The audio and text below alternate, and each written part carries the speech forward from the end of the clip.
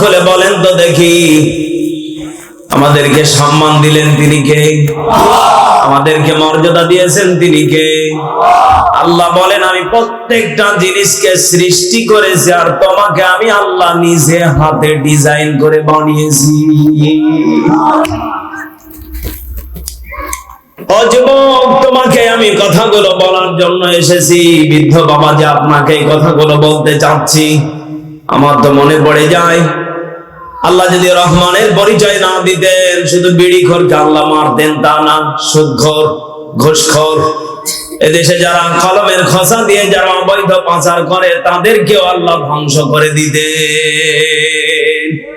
রব্বুল আলামিন একটু ভেবে দেখেন, আপনার আমার আগে একটা জাতিকে দুনিয়াতে পাঠিয়েছিলেন, নাম কি? বলেন বলেন। কি হুজুর? আমাদের আগে একটা জাতি ছিল, নাম কি? জিন জাতি। হ্যাঁ, সবাইকে মনোযোগ থাকা লাগবে, এটা কিন্তু ক্লাস। কি বলেন বলেন? ক্লাস।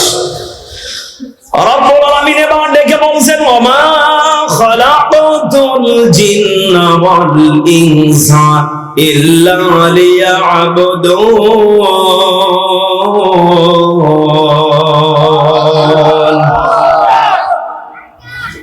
কলিজার টুকরা বাবাজিরা শব্দ করে বলেন তো দেখি, তাহলে আপনার আমার আগে একটা জাতি ছিল, তার নাম ছিল জিন। রব্বুল আলামিন ওই সময় কিন্তু রহমানের পরিচয় দেন নাই। যদি রহমানের পরিচয় দিতেন, মন খুলে বলেন তো দেখি, জিনের চাইতেও কিন্তু আমরা নিকৃষ্ট ঘাস। এই কথা বলবেন কেন? কত দরবারে আল্লাহ ব্যতীত কত বাবাকে সেজদা দেওয়া হচ্ছে। এই কথা বলেন। রব্বুল আলামিন ডেকে ডেকে বলছেন, আমি যদি রহমানের পরিচয় না দিতাম, অতীতে জিন জাতিকে যেইভাবে ধ্বংস করেছি, আমি রব্বুল আলামিন তোমাদেরকেও সেকেন্ডে সেকেন্ডে ধ্বংস করার ক্ষমতা রাখতাম। ও বান্দা, শুধুমাত্র তোমাদেরকে আমি আল্লাহ ডিজাইন করে বানিয়েছি, সম্মান দিয়ে বানিয়েছি। আমি আল্লাহ জিন জাতিকে নিজে হাতে বানাই নাই। কথা সত্য। রব্বুল আলামিন শুধু এখানেই শেষ করে দেন না, এরপরে নিজে হাতে যে আল্লাহ বানালেন এই কথা তুলে ধরছেন। রব্বুল আলামিন এবার বলতেছেন, লাকাদ খালাকনাল ইনসানা ফি আহসানি তাকবীর।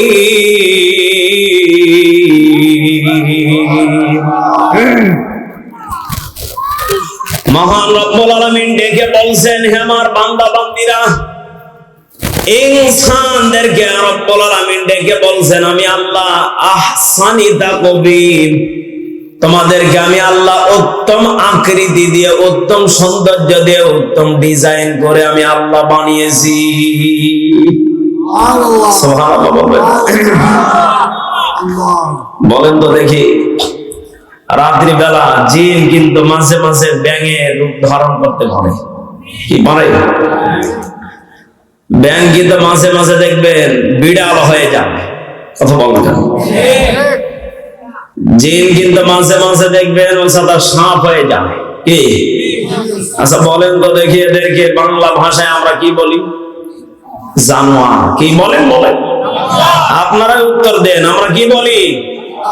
ব্যাঙ, বিড়াল, সাপ, আমরা এগুলোকে কি বলি?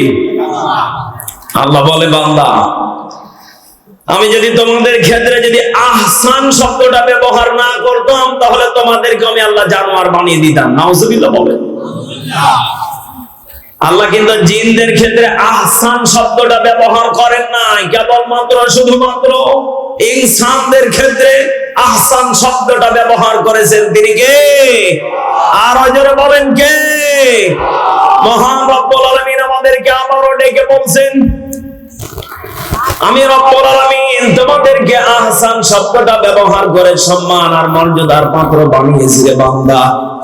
শুধু এখানে তাই না, আমি আল্লাহ রব্বুল আলামিন রহমানের পরিচয় দিয়েছি। জবান খুলে বলেন তো দেখি, জিনেরা কিন্তু আল্লাহর আইন না মানার কারণে, দুনিয়াতে হট্টগোল ফাসাদ সৃষ্টি করার কারণে কিন্তু তাদেরকে ধ্বংস করে দিয়েছিলেন। ও মুসলমান, আমরা যারা দুনিয়াতে বেঁচে আছি, আমরাও কিন্তু মারামারি করে, হট্টগোল করে আল্লাহর আইন কিন্তু মাঝে মাঝে কত মানুষ আছে মানে না। কত মানুষ আছে আল্লাহর আইনকে মানতে চায় না। জবান খুলে বলেন তো দেখি, যারা আল্লাহর আইনকে অমান্য করে, আল্লাহর আইন যারা মানে না, বলেন তো দেখি জিনের চাইতেও তারা নিকৃষ্ট কাজ করে। রব্বুল আলামিন এরপরেও তো ধ্বংস করে দেন না, এরপরেও তো ধ্বংস করে দেন না। হযরতে জিবরাইল ডেকে বলছেন, রব্বুল আলামিন আপনি আপনার বান্দাদেরকে দয়া করে মায়া করে বানালেন, ভালো কথা। আপনি জান্নাত বানালেন, ভালো কথা, খুশি হলাম, কিন্তু জাহান্নাম বানালেন কোন কারণে? হযরতে জিবরাইলের এমন প্রশ্ন শুনে রব্বুল আলামিন ডেকে বলছেন, জিবরাইল আমি যদি জাহান্নাম যদি না বানাতাম, বান্দাদেরকে ঘাড় ধরে ধরে মসজিদে নিয়ে যেতাম। এই কথা বলতেন, আমি আল্লাহ যদি জাহান্নাম না বানাতাম, জোর করে আমি 30টা মাহে রমজানের রোজা রাখতাম। আমি আল্লাহ যদি জাহান্নাম না বানাতাম, আমি বান্দাকে দিয়ে প্রতি বছর আমি আল্লাহ যাকাত আদায় করে নিতাম। ও জিবরাইল আমি বান্দাদেরকে উন্মুক্ত করে দিয়েছি, তাদেরকে আমি আল্লাহ 40 বছর, 50 বছর, 60 বছর, 70 বছর, 100 বছর জিন্দেগি যে যেমন ভাবে কাটাবে, তার কর্ম সে তেমন ভাবে পেয়ে যাবে। ইমানের পথে অবিচল থেকে আমার মরণ যেন হয়, কোরআনের পথে অবিচল থেকে আমার মরণ যেন হয়। জোরে বলেন আমিন। তোমারই কাছে মিনতি আমার, তোমারই কাছে মিনতি আমার, হে রহিম দয়াময়,